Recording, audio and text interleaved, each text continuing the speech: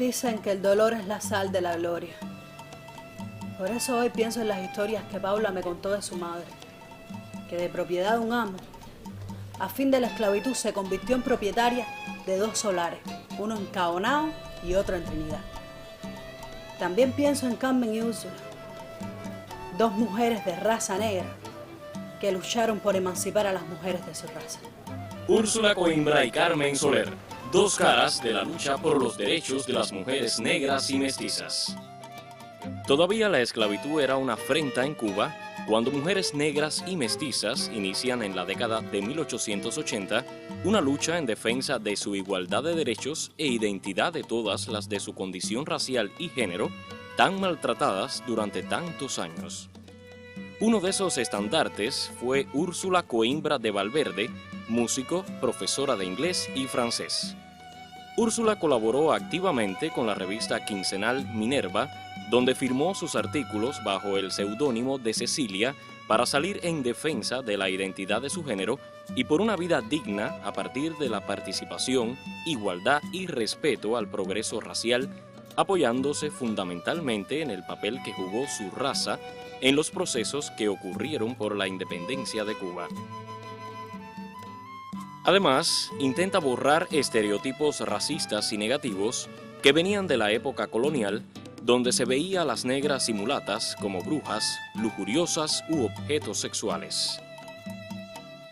Y aunque junto a Úrsula Coimbra colaboran otras mujeres de su raza con ensayos, artículos y poemas, el hecho de que entre sus redactoras figure también el nombre de Cristina Ayala, nativa de Guinea, que al recibir la libertad de su ama, se dedicó de lleno a la poesía, aunque en la revista Minerva resaltaran sus artículos en defensa de la necesidad del derecho a la educación de las personas de su raza. Tampoco es casual que Úrsula destacara como compositora y pianista, pues su padre, Mariano Coimbra, fue un gran músico vocal. Fiel a su estirpe y sin renunciar a la música, Úrsula colaboró en 1888 y por espacio de un año con la revista Minerva. Además de una exitosa carrera como pianista y dedicarse a la enseñanza de su instrumento, Úrsula participó en instituciones y círculos sociales prominentes en la época en la que desplegó su labor, desarrolló conciertos y levantó su voz en eventos sociales. Todavía me parece tener entre mis manos una de aquellas revisticas olorosas a tinta y a triunfos femeninos. Cada revista estaba estructurada en 3 apartados: poesía, defensa de la educación y notas de moralidad. No se sorprenda al saber que su padre Mariano Coimbra fundó en 1899 aquí en Cienfuegos la Sociedad Minerva, que llegó a nuestros días con su sede social en la calle Argüelles entre Prado y Gasel. No fue fortuito que su esposo Nicolás Valverde liderara el movimiento de masas que en el barrio Pueblo Nuevo reunió bronce y dineros hasta lograr develar en mayo de 1911 este monumento al patriota dominicano Dionisio Gil de la Rosa, que luchó a las órdenes de Maceo y Gómez. Y fue justo aquí donde existió un apeadero del ferrocarril y cayó muerto Gil el 28 de diciembre de 1899, en tiempos en que la guerra contra España era historia y otras luchas simbólicas acontecían en calles, plazas y barrios de la isla. Fiel a su estirpe, Úrsula Coimbra de Valverde se involucró en todas aquellas simbólicas luchas por reivindicar su raza. Sin dudas, como una de las precursoras de esta lucha por los derechos de nuestra raza, Úrsula dio su aporte al periódico El Nuevo Criollo a partir de 1904 y años después al periódico Previsión, órgano del partido Independientes de Color.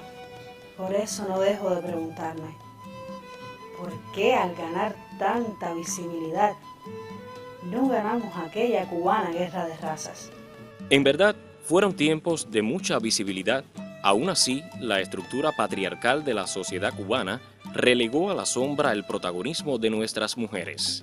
Otro caso singular de mujer negra que en Cienfuegos batalló por los derechos de las de su género es el de la liberta Carmen Soler y Soler, quien al venir de la esclavitud como propiedad, se convierte en propietaria de una parcela en el barrio Pueblo Nuevo, donde construye la casa que pone al servicio de los naturales de África de nación Lucumí, que salían del régimen de sumisión. Estamos en lo que era el Cabildo de Santa Bárbara, aquí en Pueblo Nuevo, que comenzó en 1842 llamándose la Casa de Obatalá, donde la presidía Macarmen Soler y Soler, que era oriunda de África y sus hijos, nació en Lucumí.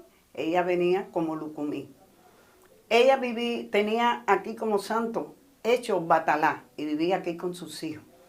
Cuando esta casa estuvo a punto de perderse, los africanos que vivían ahí al doblar en la calle de Clué, que yo soy la quinta generación de ellos, ella los tuvo que llamar para acá para que le ayudaran a sustentar la casa, ya que los que habían venido con ella no venían.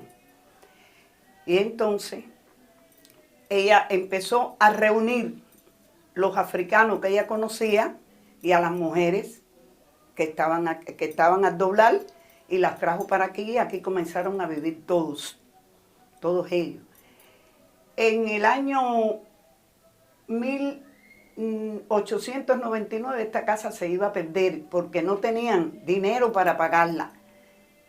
Y entonces fue cuando ellos todos se reunieron y decidieron que como el caballo de batalla de la religión de nosotros, el guerrero Changó, iban a hacer con él el tratado que si ganaban en la guerra de la casa, porque eran los españoles los que tenían en mando en ese momento y se iba a Santa Clara a pagarla, decidieron que si ganaban y se podían quedar con la casa para que siguiera siendo un cabildo de ellos, le iban a cambiar el nombre. Y así fue. Ganaron la guerra de la casa, se quedaron y entonces se le cambió el nombre a Sociedad de Instrucción y Recreo Santa Bárbara, Naturales de África y sus hijos, Nación Lucumí. Desde este altar que preside la figura de Aldiró, tallada en ébano que representa a un rey africano sentado en su trono, Macarmen Soler y Soler nucleó y protegió a sus paisanos de nación Lucumí, en especial a las mujeres que aquí aprendían a leer, comportarse en sociedad y salían a trabajar, pero al volver ayudaron a Macarmen y sucesores a mantener vivas la unidad y las fuerzas bajo las que nació esta sociedad transformada en los inicios del siglo XX en Cabildo y donde encontraron refugio mujeres y hombres de nación Lucumí y su descendencia. O sea, esto fue un cabildo para reunir los africanos que venían, incluso muchos ya eran libertos y se reunieron aquí y formaron una sociedad de instrucción y recreo. Esto servía hasta de escuelita para dar clases y hasta muchos vinieron trabajando aquí. Tenían ya como sociedad, ellos tenían sus reuniones, su secretario, su presidente, todos ellos. Entonces yo le digo que soy de la quinta generación porque los africanos que vinieron, que eran familia de nosotros, estaba Ventura Acea y Gabino Acea, que eran hermanos, y Benigno de Clué, que era el esposo de Ventura, y a la misma vez era de la tierra Carabalí, de Yesá. Entonces de ahí hubieron 4 hijos, que uno era, que le decían, trabajaba en el muelle, que le decían Pablo Mayuyo, que llegó a ser presidente, porque ya después ya Macarmen muy viejita, y el hijo tenía sus problemas de retraso y demás, no era muy normal. Tuvo que tomar la presidencia y de eso sí te puedo hablar porque ahí están los libros, con las reuniones, los antiguos que formaban y que esto siguió siendo. Hasta que, bueno, mira, hubo el derrumbe, una sociedad. Que la última, que era Juanita, que era la que presidía ya esto aquí, después de las muertes de todos los demás, murió en el 2002. Han pasado los años, pero ella comenzó y nosotros seguimos, los africanos, y que hemos tratado igual de agrupar la familia por lo menos para mantener esto aquí. ¿Por qué? Porque eso es un legado, son las raíces de nosotros.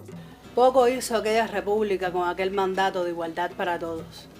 Aún así, los nombres de Úrsula Coimbra y Carmen Soler son estandartes de luchas que dieron visibilidad y respeto a negras y mestizas como yo. Y aunque la mamá de Paula, una de las pocas mujeres que aprendió a leer siendo esclava, le dijera estudia para que te impongas, y ella lo hizo, al ser negra solo tuvo acceso a empleos como sirvienta. Existen otros ejemplos de mujeres que lucharon por los derechos de su raza. Todos sirven para concluir que en cada humana lucha, el dolor es la sal de la gloria.